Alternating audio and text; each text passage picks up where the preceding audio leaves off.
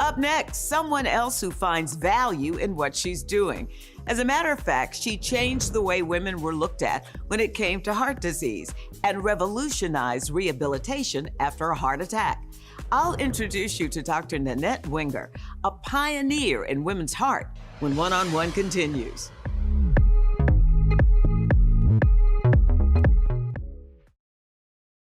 Some people call my next guest the Queen of Hearts, but many more call this medical pioneer a lifesaver. Dr. Nanette Wenger changed the way the medical field looked at women when it came to heart disease. She's been in Atlanta since 1958 at Grady Memorial Hospital and Emory University. Early in her career, Dr. Nanette Wenger grew tired of what she called bikini medicine when it came to women. Early on, any of the research done in women related to the areas covered by the bikini bathing suit, the breasts and the reproductive system. And one of my rallying cries was, women have a whole body. It's not just bikini medicine. And I think it caught on. Women are not just small men. But when I was seeing patients in the intensive care unit, in the hospital, in my clinic, and went to the literature, I found nothing about women. All of the studies, all of the research was derived from populations of middle-aged men, and as a matter of fact, middle-aged white men. And I started to ask people, well, what about women? And I was told it was not important, it was not relevant, etc. But obviously, I thought I was right. And when I think I am right, I'm relatively persistent. And I went to my colleagues at the Heart Association, at the American College of Cardiology, at the National Institutes of Health, and I finally persuaded the National Institutes of Health, and then it was the National Heart Institute, lung and blood hadn't been added yet, and persuaded them to have a workshop on women and heart disease, women and coronary disease. We had a workshop, and then typically the result of a workshop is a conference. It usually occurs in 2 years. This one occurred in 6. It took a bit of conversation with people, but it was a very successful conference because it defined what we knew about women and coronary disease. And it also defined the knowledge gaps.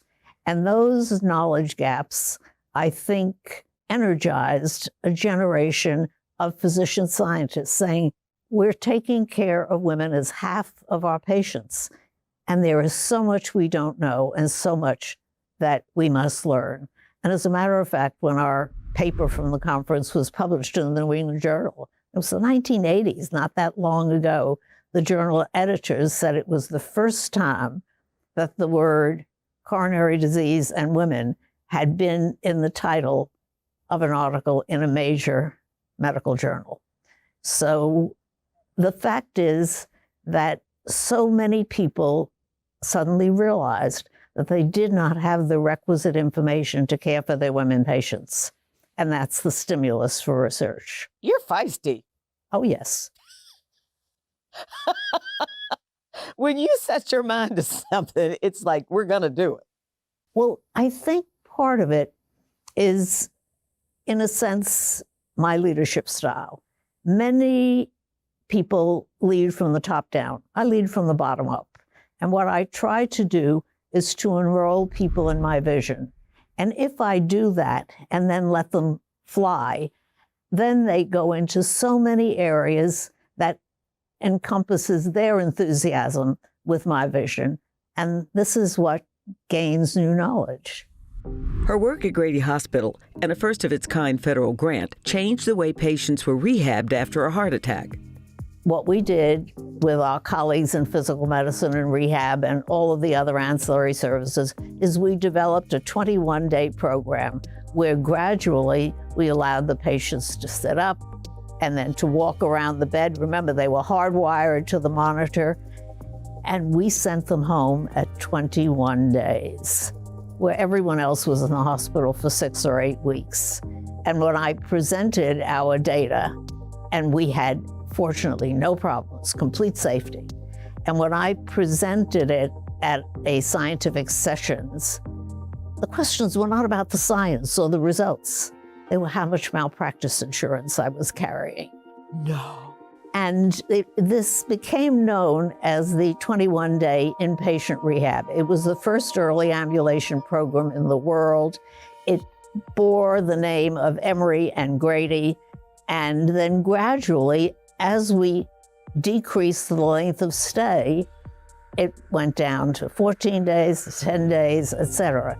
And now, as well you know, because we have the skills of revascularization, patients will go home in a matter of days rather than weeks or months. But we started it here at Grady. She was breaking barriers before her groundbreaking career in cardiology. Coming up, how she navigated medical school, which was dominated by men at the time, plus what's kept her at Grady Hospital for over half a century.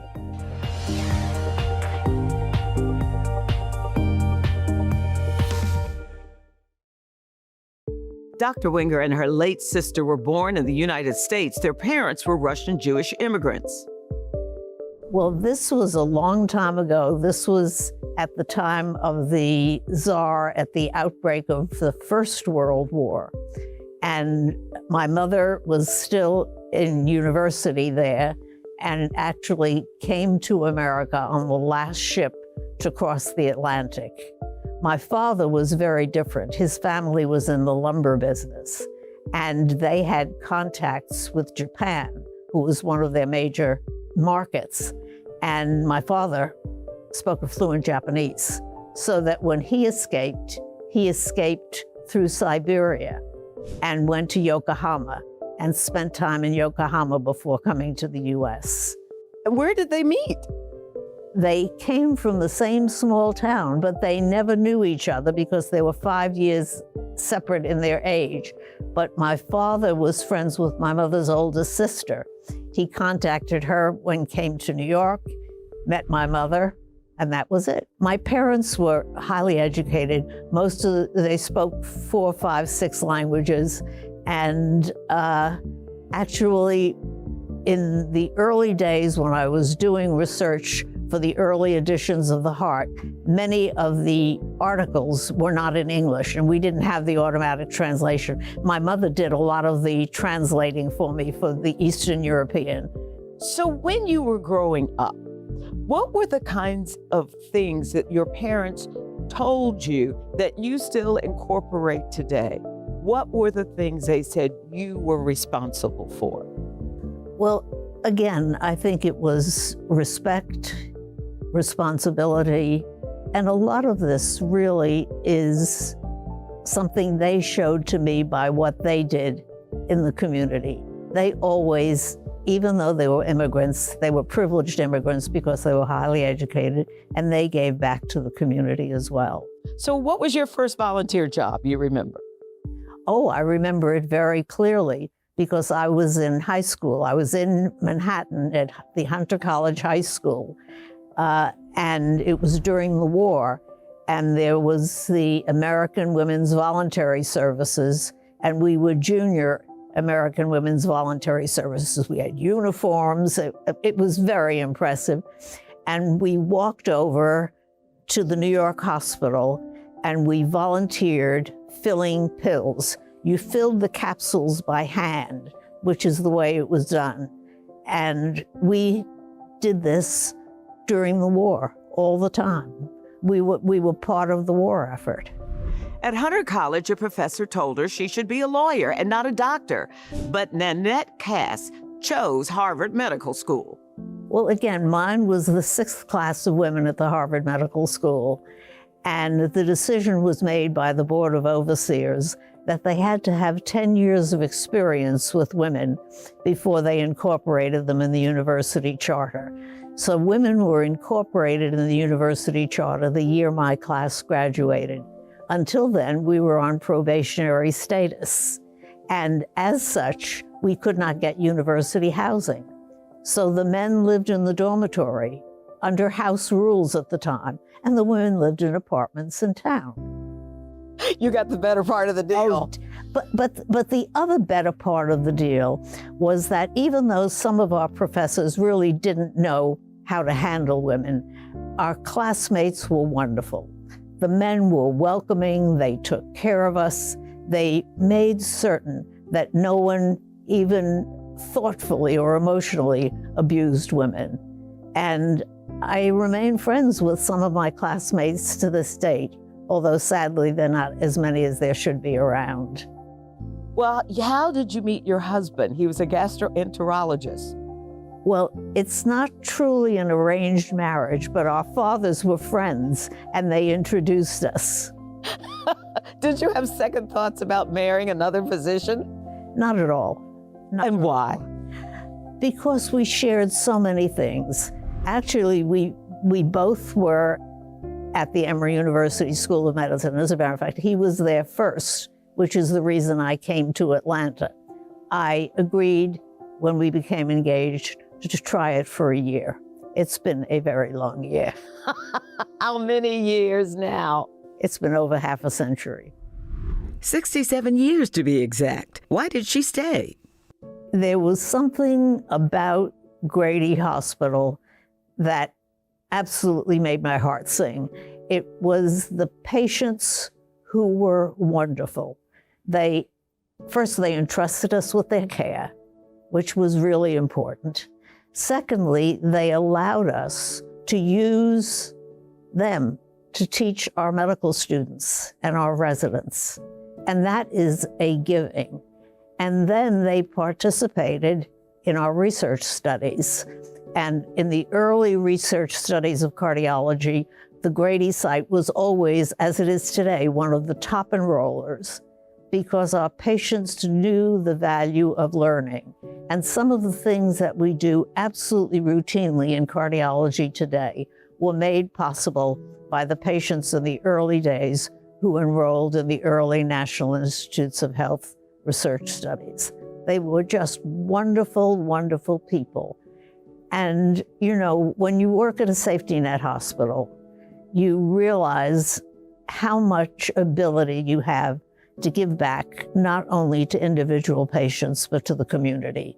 Because when you take care of a mother or a father, you're taking care of their family. And in that way, you're taking care of the community. Last question. When you look at Grady and also at Emory, and you see the young people coming through being trained to be physicians in the future, how does it make you feel? Well, again, I think the young people are so exciting. They come from so many different backgrounds. They want to do so many different things. So much is available to them. And so many of them are really on the cutting edge. They're asking the appropriate questions, and they're involved in getting some of the answers. But also, when I see what is happening within Emory Healthcare, in terms of how the concepts have expanded and how the availability in every area has expanded. And when I look at the Grady campus and see it expanding physically downtown and out into the community, I'm just very, very proud of what the healthcare system is delivering in the city of Atlanta.